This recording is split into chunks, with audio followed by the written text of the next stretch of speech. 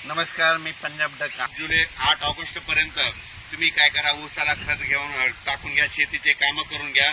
कारण की 8 ऑगस्टच्या नंतर म्हणजे 9 ऑगस्टला कोल्हापूर जिल्हा, सातारा जिल्हा, सांगली जिल्हा, धाराशिव जिल्हा, लातूर जिल्हा, बीड जिल्हा, परभणी जिल्हा, नांदेड जिल्हा, यवतमाळ जिल्हा या भागामध्ये 9 ऑगस्ट पासून पाऊस सुरू होणार आहे. म्हणून हा अंदाज लक्षात द्यायचा.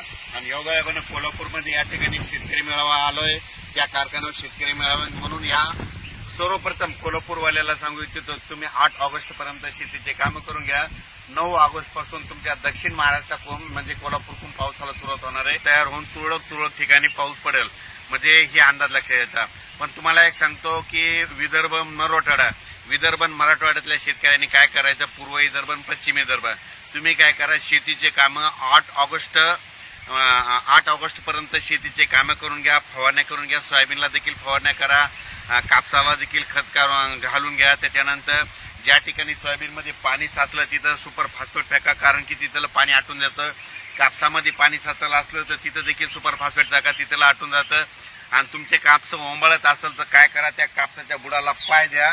पाय दिल्याच्या नंतर तुमची ती मर देखील थांबते. म्हणून हे लक्षात घ्यायचं. पूर्व विदर्भ आणि पश्चिम विदर्भामध्ये सांगायचं झालं तर 8 ऑगस्ट पर्यंत आता हवामान कोरडं राहणार आहे, सूर्यदर्शन होणार आहे.